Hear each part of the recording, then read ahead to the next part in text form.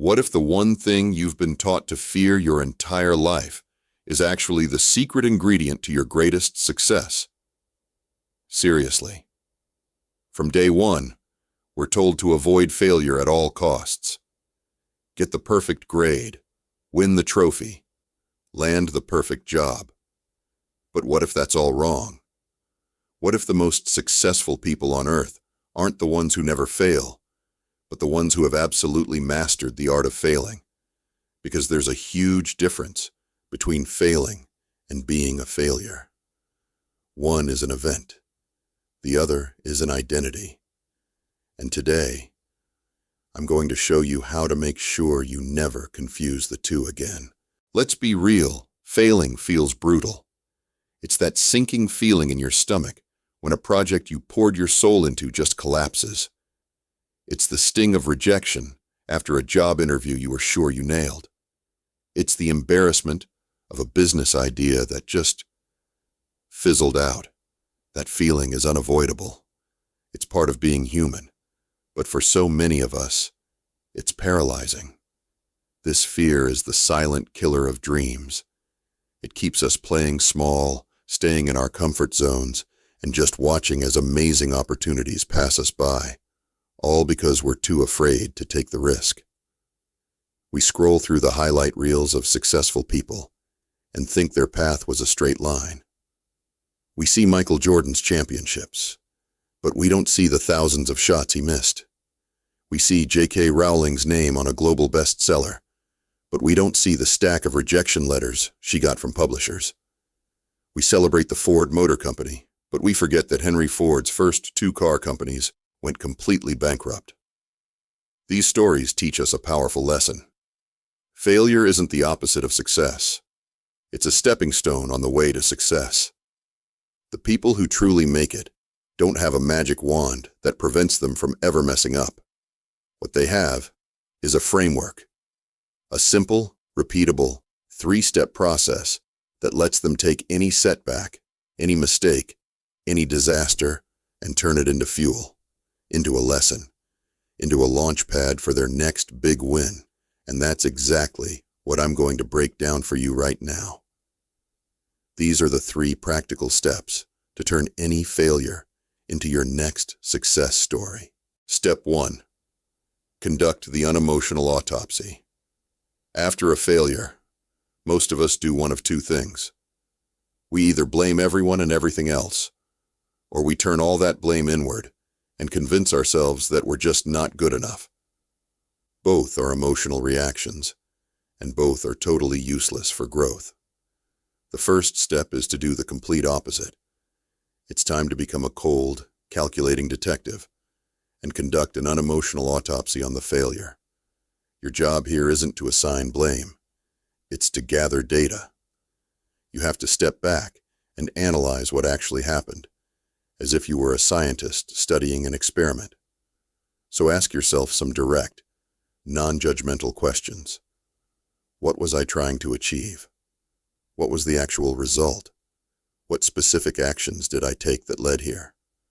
What outside factors were at play? And the most important question, where was the critical moment where things went off the rails?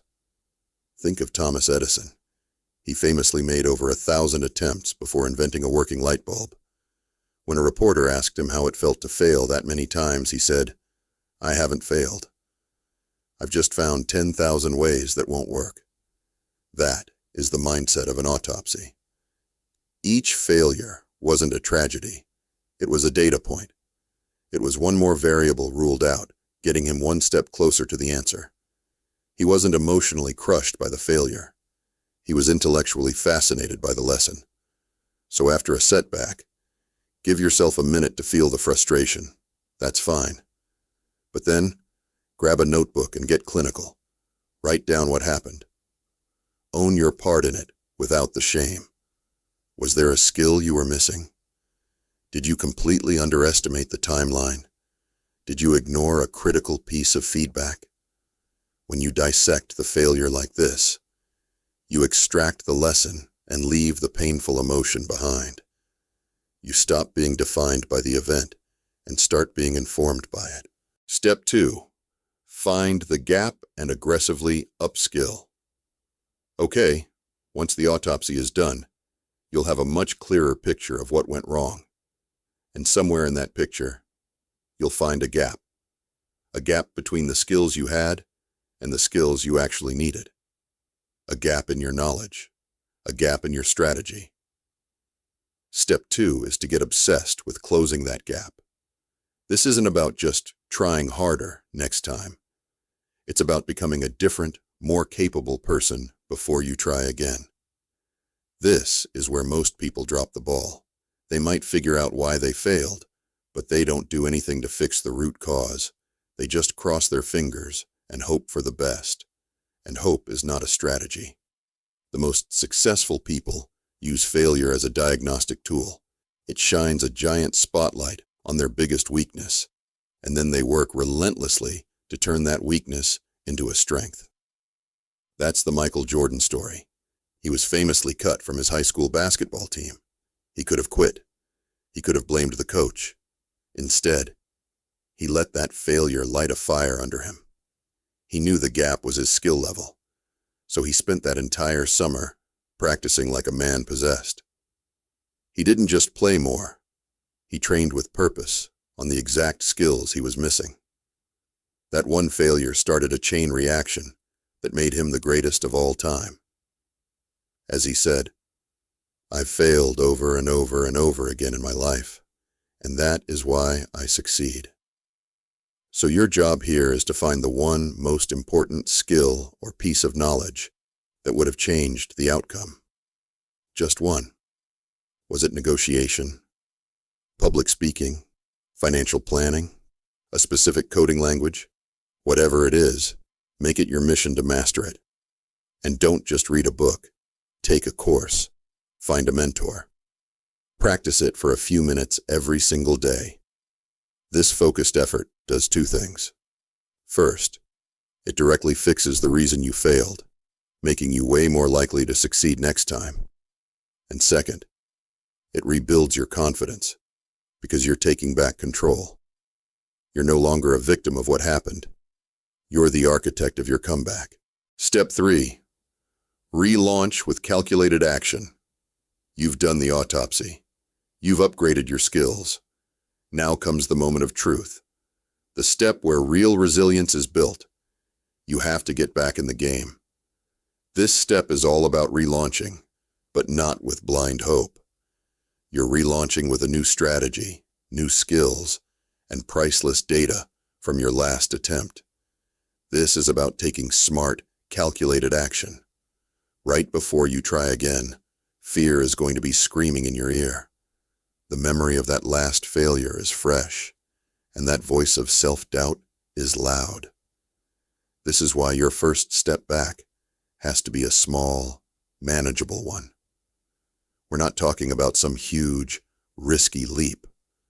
We're talking about a single action that starts building momentum.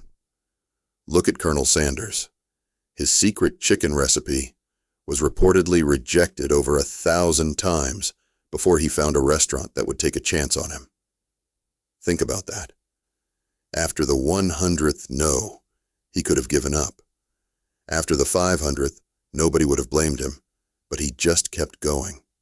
He relaunched his pitch with the next restaurant owner, and the next, and the next. That persistence turned a string of failures into a global empire. Or look at Oprah Winfrey. She was fired from her first TV job as an anchor and told she was unfit for TV. Instead of accepting that judgment, she used it as a pivot.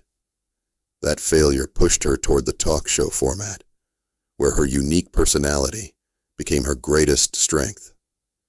Your relaunch has to be strategic.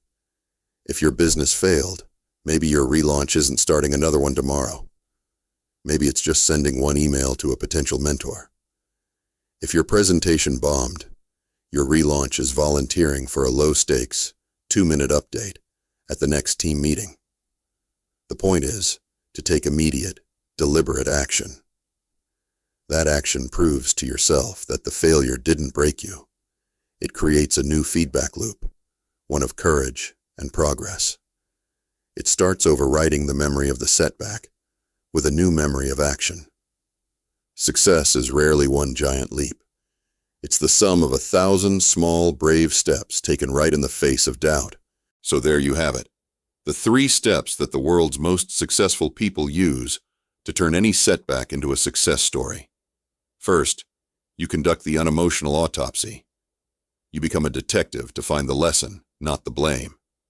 Second, you find the gap and aggressively upskill. You use failure as a roadmap to get stronger where you were once weak. And third, you relaunch with calculated action. You fight the fear, take a small step, and get back in the game to build momentum.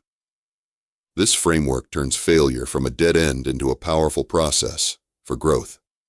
It's a tool you can use for anything in life, from your career to your personal goals. It's how you make sure that every time you stumble forward. Now I have a question for you.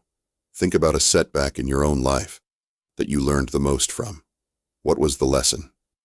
Share your story in the comments below. The more we all talk about failure, the less power it has over us. And if this was helpful, and you want more strategies to build an unstoppable mindset, make sure you hit that subscribe button and turn on notifications so you don't miss what's coming next. Remember, failure is not fatal, and success is not final. The only real failure is giving up. It's deciding not to try anymore. Every single person you look up to has failed. The difference is, they chose to see it as part of their education, not as a judgment on their worth. They understood that you don't just stumble into greatness. You learn your way there. So embrace your setbacks, learn from them, and use them to build a stronger, wiser, and more resilient you. Thanks for watching, and I'll see you in the next one.